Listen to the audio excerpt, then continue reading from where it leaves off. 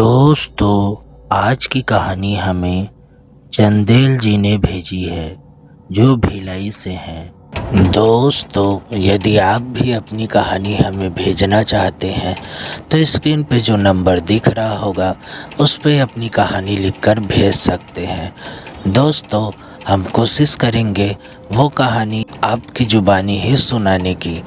दोस्तों, डिस्क्रिप्शन में हमारा ईमेल आईडी भी है, तो आप वहां भी हमें स्टोरी भेज सकते हैं। दोस्तों, यदि वीडियो पसंद आए तो वीडियो को लाइक करें, चैनल पे नए हैं तो सब्सक्राइब करके बेल आइकन दबा के ऑल पे क्लिक कर लें ताकि मैं जब जब नई कहानी डालूं वो आप तक पहुंच जाए।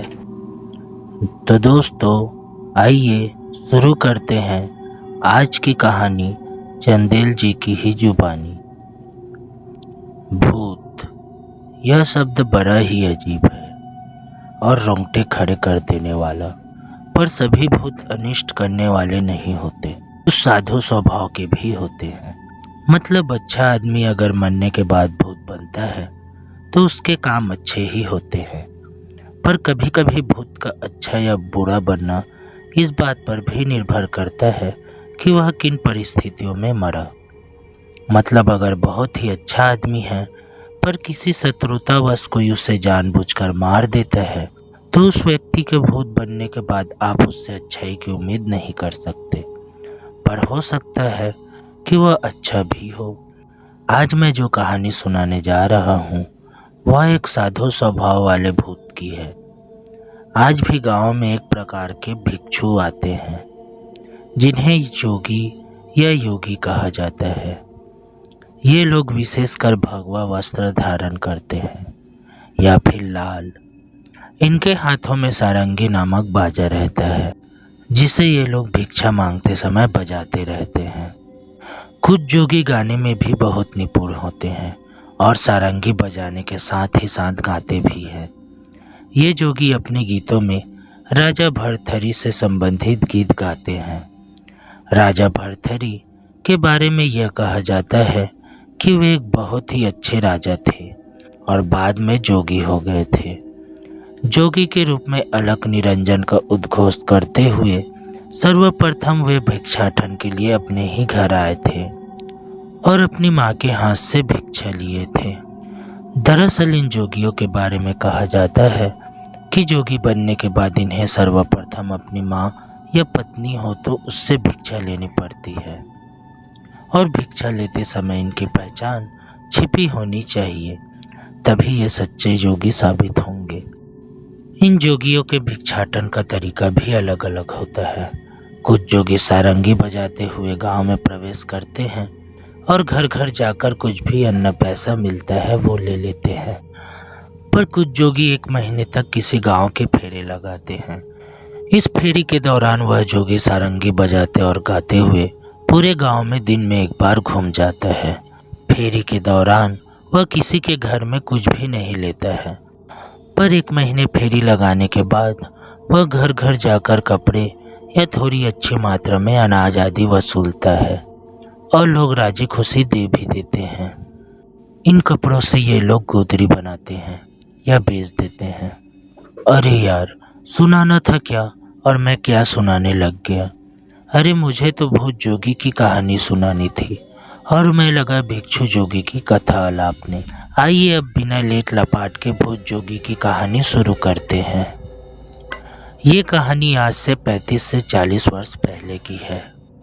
हमारे गांव के बुजुर्ग लोग बताते हैं कि आज से बहुत पहले ये जोगी लोग एक बड़ी संख्या में दल बनाकर आते थे और गांव के बाहर किसी बगीचे आदि में डेरा डाल देते थे। आपस में क्षेत्र का बंटवारा करके ये लोग भिक्षाटन के लिए अलग अलग गांव में जाते थे। एक बार की बात है कि ऐसा ही एक जोगियों का दल हमारे गांव के बाहर एक बगीचे में ठहरा हुआ था। इस बगीचे में उस समय जामुन आम आदि के पेड़ों की अधिकता थी।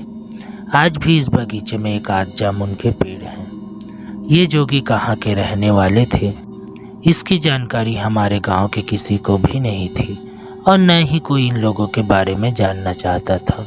अभी इन जोगियों को उस बाग में डेरा जमाए 2-4 दिन ही हुए थे कि एक अजीब घटना घट गई। एक दिन हमारे गांव का एक व्यक्ति किसी कारणवश सुबह सुबह उस बगीचे में गया। वह बगीचे में देखता है कि जोगियों का डेरा वहां पर नहीं है और एक जामुन के पेड़ पर एक जोगी फांसी पर लटका हुआ है। जोगी की उस लटकती हुई उस लाश को देखकर वह आदमी चिल्लाते हुए गांव की ओर भागा। उसकी चिल्लाहट सुनकर गांव के काफी लोग इकट्ठा हो गए और एक साथ उस बगीचे में जामुन के पेड़ के पास आए। गांव के पहरेदार ने थाने पर खबर की। पुलिस आई और उस जोगी की लाश को ले गई। गांव के कुछ प्रबुद्ध लोगों के अनुसार जोगियों में किसी बात को लेकर बड़ा झगड़ा हो गया था और उन लोगों ने इस जोगी को मारकर यहाँ लटका दिया था और खुद फरार हो गए थे। खैर, ये तो रही उस जोगी की मरने की बात। समय धीरे धीरे बीतने लगा और अचानक एक आध महीने के बाद वह जोगी उसी जामुन के पेड़ पर बैठकर सारंगी बजाता हुआ कुछ लोगों को अकेले में दिख गया।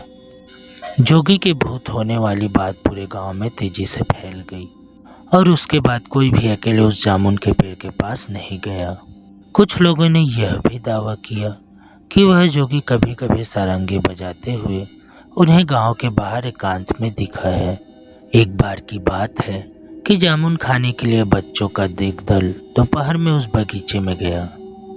बच्चों ने आओ देखा न ताओ और 3-4 बच्चे फटाक फटाक उस जामुन के पेड़ पर चढ़ के जामुन तोड़ने लगे।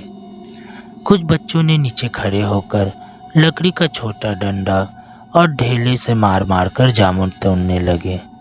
बच्चों का जामुन तोड़ने का यह सिलसिला अभी शुरू ही था कि नीचे खड़े एक बच्चे को जामुन के उस पेड़ के ऊपर डाल पर एक जोगी बैठा हुआ दिखाई दिया। उस जोगी को देखते हुए उस बच्चे की चीख निकल गई। अब नीचे खड़े और बच्चे भी उस जोगी को देख लिए थे। पेड़ पर चढ़े बच्चों की नज़र अब उस जोगी पर पड़ी तो उनको सांप सूंघ गया और वे हड़बड़ाहट में नीचे उतरने लगे। पेड़ पर चढ़ा एक बच्चा अपने आप को संभाल नहीं पाया और पेड़ से ही गिर पड़ा, पर एकदम नीचे की एक डाल पर आकर अटक गया। कुछ बच्चों ने देखा कि उस जोगी ने उसे थाम रखा है। उसके बाद उस जोगी ने उस बच्चे को नीचे उतारकर जमीन पर सुला दिया और खुद गायब हो गया। ये पूरी घटना मात्र 5-7 मिनट के अंदर ही घटी थी। सभी बच्चों ने अब जोर जोर से रोना भी शुरू कर दिया था और कुछ गांव की ओर भी भाग गए थे। अब गांव के कुछ बड़े लोग भी लाठी भाला लेकर उस जामुन के पेड़ के पास गए। उस बच्चे को बेहोशी हालत में उठाकर घर लाया गया। 2-3 घंटे के बाद वह पूरी तरह से ठीक हो गया था। जिन बच्चों ने गिरते हुए बच्चे को जोगी के द्वारा थामकर नीचे उतारकर सुलाते हुए देखा था, उन लोगों ने यह बात जब सभी को बताई तो उस जोगी के प्रति पूरे गांव में श्रद्धा और आदर का भाव पैदा हो गया।